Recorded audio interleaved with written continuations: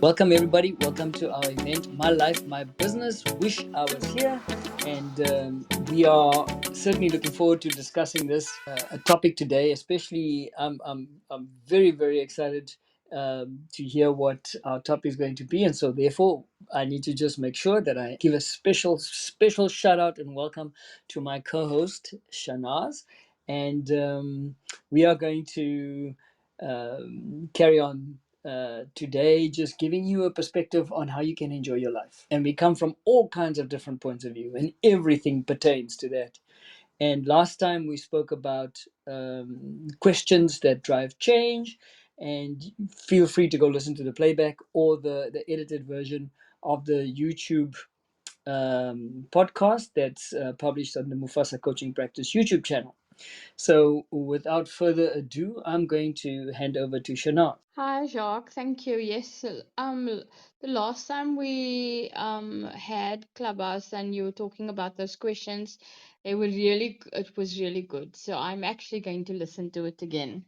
So, yes. So I have decided, seeing that we are both the side of the world, I have decided that I would look at, I think I've decided to call it the grass is not always greener on the other side, or maybe I should put it, seeing that you spoke about questions, are we asking the right questions? So maybe I'll turn it into a question and say, is the grass always greener on the other side?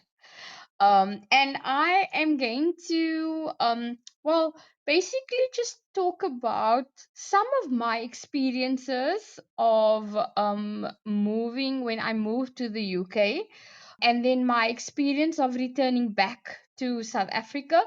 And I think because I realized that, so one of, and I have an article up called the Psychology of Immigration, and there's been a lots of talk not only about immigration and migration, but there's a lot of movement across continents, within countries even. When you think of COVID, it felt to me like the whole of Gauteng had moved down to Cape Town and reset people. It just seemed that COVID really changed the way we think about where we work and what is possible. So I think, and what this one author who from Psychology Today and on the psychology of immigration, or what she kind of, and migration specialists, so people who work with population mobilization and population migration, they say that as humans, we are always migrating. And she uses this example of butterflies, how migrate. The natural world species migrate. When you think of birds, when you think of. So I think as God created us, I think that there is this natural instinct for us to migrate. And some of us make really big decisions of moving entire families from one part of the world to the other part of the world. And I kind of I did that for a bit, for about 7 or 8 years, and I returned to South Africa. And so if I could answer that question, is the grass always greener on the other side? I would actually say that what I discovered, in if I could sum it up, that the grass isn't necessarily greener, the grass is different on the other side. And that difference, whether so firstly, when I decided to make the move to go abroad and live there, one of the things that motivated me was, at the time, I was number one. So I think when you are making a decision to immigrate or to migrate, I think it's really important to think about the purpose of your migration, the purpose of your moving. And here at my life, my business, wish I was here. We all about, as Jacques said, we are all about how can we improve our lives, how can we best be present, and also how can I, what is my purpose, and my values are important. And so for me it was really important to get very clear on my purpose. And I engaged with a lot of South Africans who were making, social workers like me, making those same decisions. And half of them kind of stayed in the UK and the other half returned. And I don't think that there's a right or wrong answer. But what I experienced was that, sorry, there was a lot of questions. I received a lot of criticism about returning to South Africa, and I didn't receive as much criticism and questions about leaving South Africa. So I think that there is, I think that that decision is a personal decision. It's quite an interesting question that she is posing, and and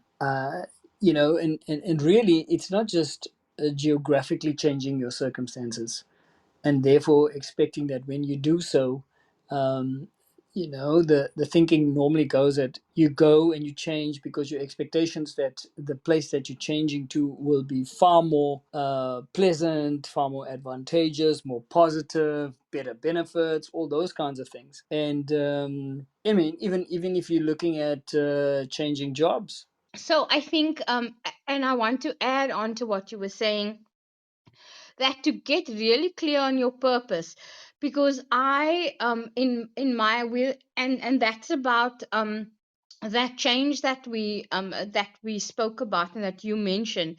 And so what I actually found was that it was a big decision to make, and you need to take a lot of time. And I also think um running away, well, I won't say that it was running away, but leaving South Africa, if that's where, if you're born there, and then moving to another country, it really, it's what I found is that it's, as I said, it's not necessary that the grass is greener, it's just different. And that different is okay. And I think that it's going to, I know people who've settled very well here, and I met up with these friends who settled here, and they're doing reasonably well. But I also kind of, so what I actually want to say is that be clear about why you are going to that particular country and what you intend to do. Do you intend to settle there permanently, or are you going to check out the lay of the land? And my idea when I went was always to go for a short period of time so that I can experience work and life in another country and then return. I think that many young South Africans make the mistake of thinking that Western countries are like the pot of gold at the end of the rainbow, and they're going to make loads of money. And I've come across them. They have this wrong impression that they're going to make loads of money, come back to South Africa, and start, buy a house or whatever. What I realized was that when I came over here, and even now, that the cost of living is so high. So what I decided, so there was a number of South Africans, friends of mine, who came with this idea they're going to save money. So I think that some friends and colleagues, South African, came over and decided that they were going to save. What they discovered was that we actually needed to make a choice. Thankfully, I decided I wanted to experience life. So I was not going to, like, I didn't have this ideas of saving lots of money. I wanted to experience the life and the culture and the opportunities and the work experience. In other words, I think I wanted to be fully present in my experience. And what I discovered was that some South Africans and young people at that time, I was young, when they came over here, they really struggled. because and they stopped, like, because they were so focused on saving and the high cost of living here, they stopped engaging in the culture and the opportunities and life here, in a sense. And I think that when you are migrating, that you need to kind of be clear, are you going to stay here permanently, and then you're going to have to kind of accept life and culture here. What we also found was that when you are a person of color and you are coming to a European or a Western country, there's actual research that does show that the stress of changing, not only because not only in terms of a new culture, but actually often in Europe, people of color are in the minority. So that idea of fitting in like we would in South Africa is no longer there.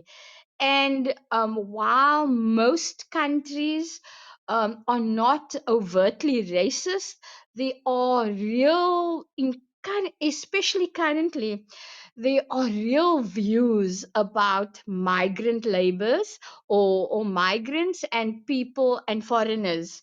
And I think that often what I found is that some of the South Africans did not experience that. And not only people of color, but white South Africans experienced discrimination for the first time as well.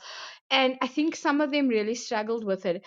And what this means is that you are going to have to prepare yourself for for that additional stress. You're also going to have to build up a support system for yourself.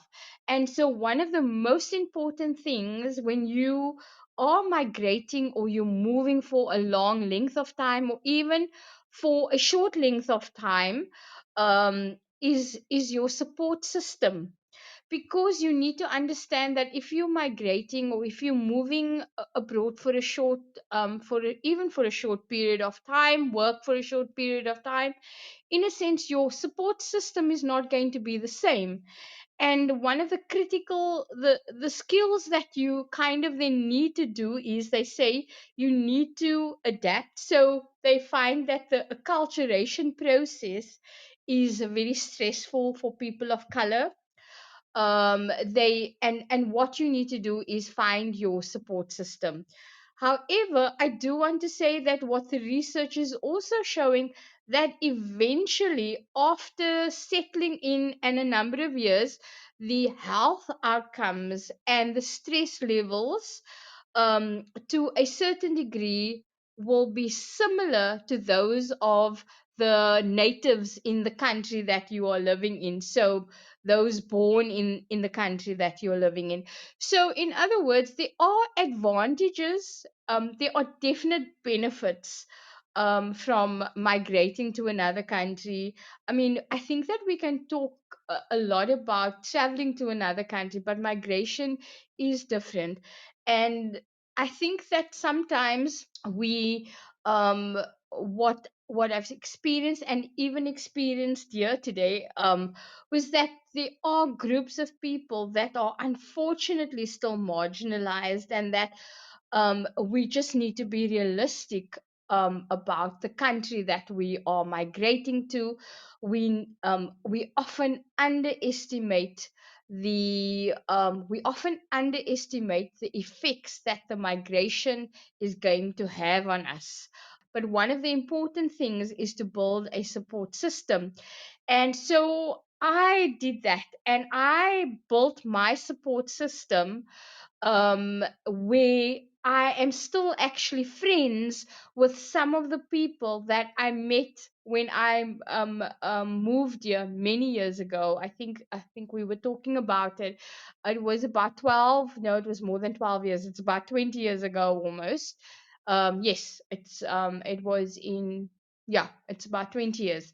So I'm still friends with him. And what I discovered then is that, to be open to getting to know others. Part of building a support system when you have migrated is not only to stick with the people that you know, or the community that you even know, but to actually try and make a concerted effort to get to know others, without, outside of your normal circle. And as I said, what I did was I used the work situation that I was in to get to know others. And then, surprising or not, it shouldn't actually be surprising, but I was absolutely determined to find a church that I could attend, and get to know people. And while I'm here in Bristol for a short period of time, that's actually what I did. Because I just want to say that churches are one of the places, well, in the UK, once you find your, once you've kind of settled in, that's really something that you should put on your list, even if you're not a regular church goer. Because what you actually find is that many churches welcome new people. They have special groups and things set up to make you feel welcome. And in fact, like I said, there are people from my previous church when I was here many years ago that I'm actually still friends. And so that can become a part of your church, and meeting others through church can become an important part of your support system.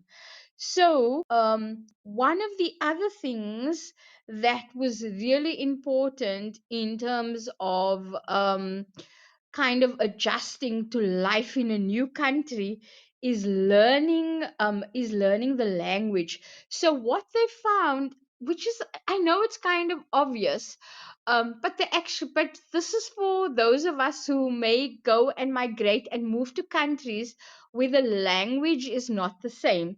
They actually found that when people are migrated, obviously, to countries where the language was very similar to their own, or that they learnt the language of the country, that just made things easier in many ways. And so I would encourage people that when you are thinking of migrating, that you think of language, because that's one of the things that is going communication it's connected, is one of the most important things that will be almost a protective factor to helping you integrate into the community that you are going to be living in.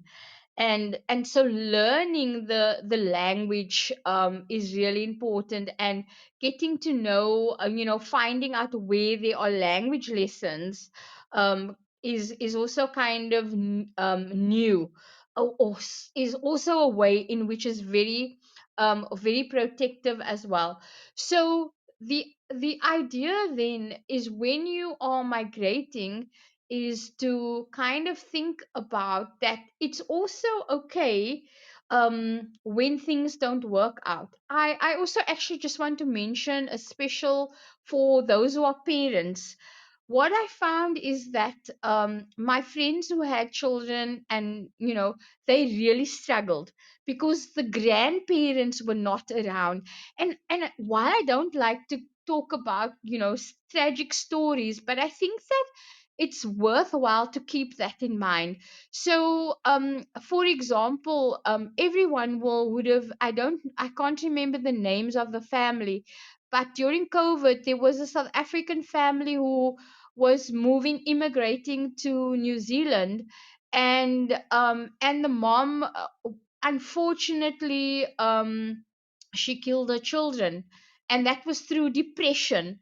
So so while on the one hand, um moving to another country can be really exciting, and there's so many opportunities, and this is maybe what you've been looking for. Maybe you have a fabulous job and you're going to earn loads more money in South Africa, I mean loads more money in the new country.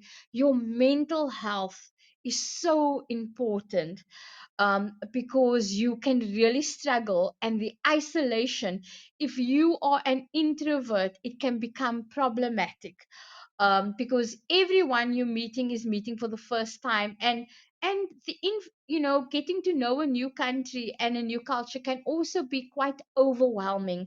So I really want to emphasize finding a support system and not isolating yourself.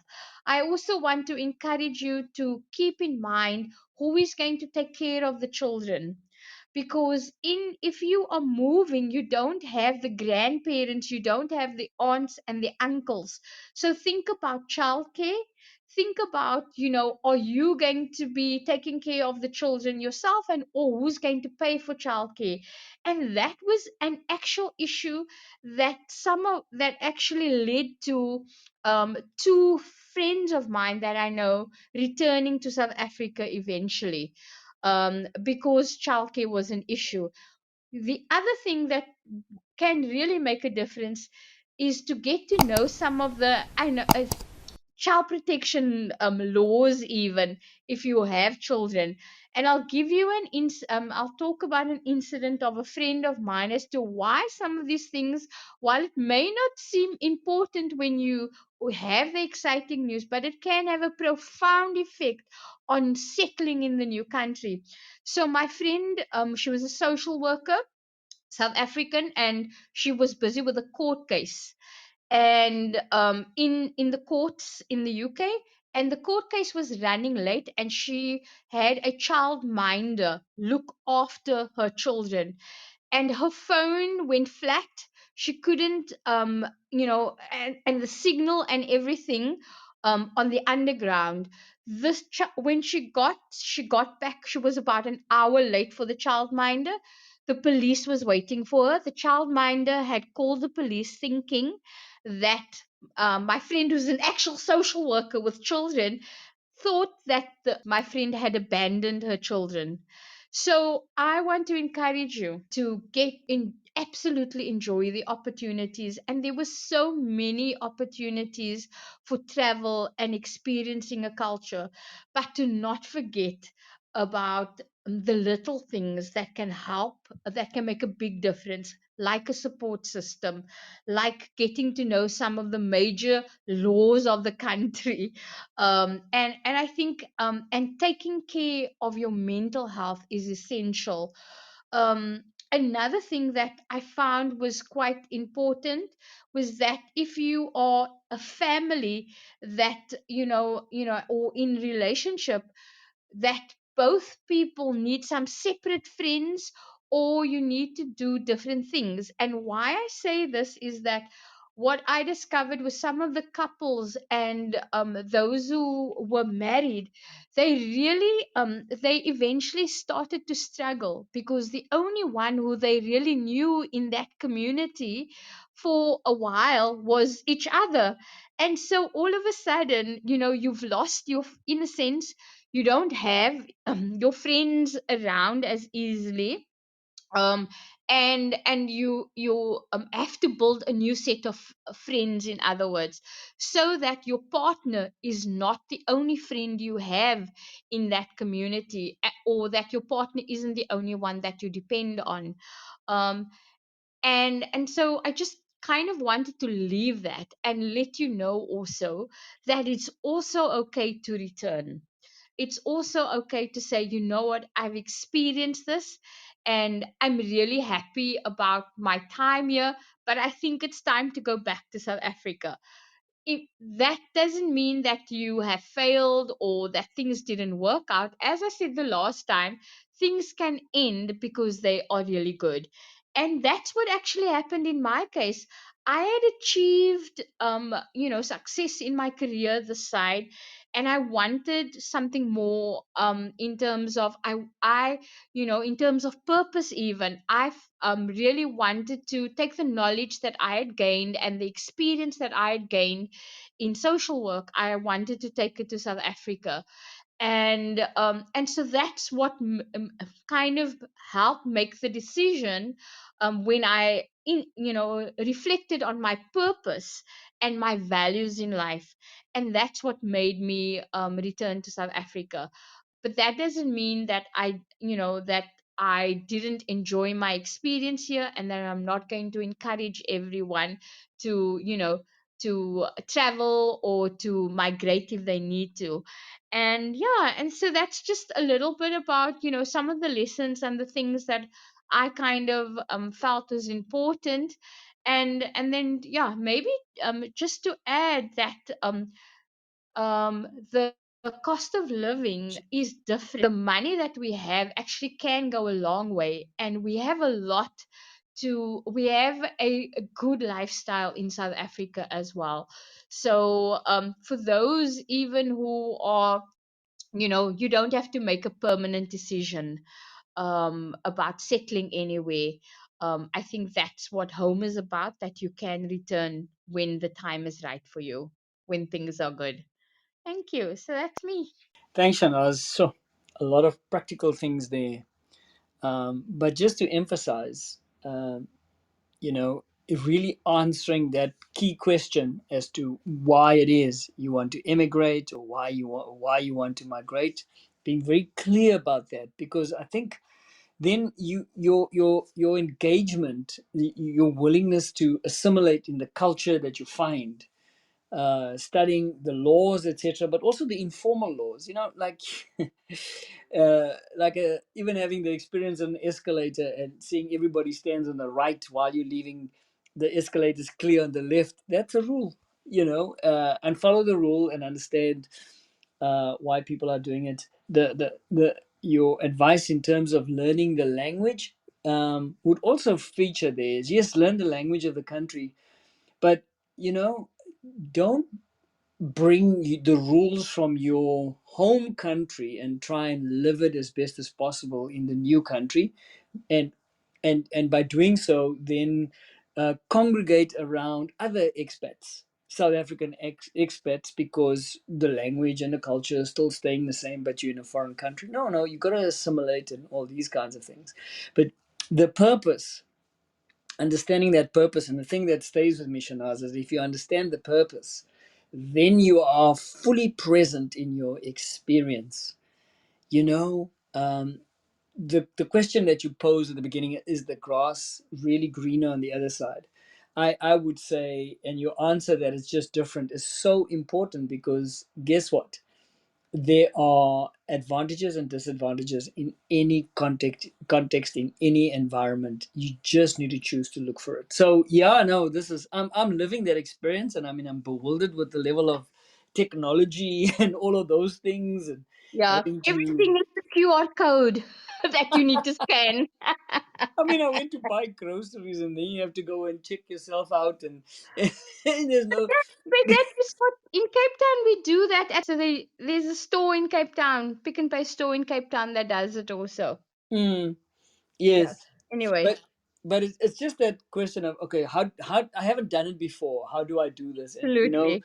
that uncertainty, the unknown, or the fear begins to build up, and you just want to go back to what is familiar. Yes. There isn't anything familiar in the new country you're going to, and so you gotta remain curious, and you want to learn everything that you Yes. possibly can, Yes. and that will enrich your experience. Um, Absolutely. and I guess that's what I'm taking away from your topic, Shanas, today. So Thank you. thank you very, very, very A much. pleasure. A pleasure. Um, Thank you, Julia, for joining us. I think it was awesome. And once again, we are talking about how you remain fully engaged in this journey called life, and you are enjoying it tremendously, no matter what you do, how you want to do it. And specifically immigrating or migrating, as you're saying. So, Or yes, where you want to do it.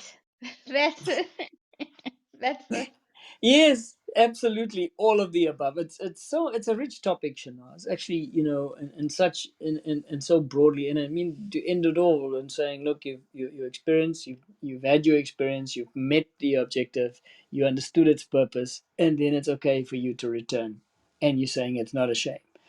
If you want to escape something, that's different. I mean, why is it that you want to escape? You need to answer that question also seriously. So until next week, have a wonderful time. And for anybody listening and they're sitting in a foreign country and they're debating whether or not maybe this conversation was for you, that we want to encourage you. There is no shame in returning home. So until next week, bye for now. Thank you, Shanaz, for that. Bye. Thank you. Bye. Bye.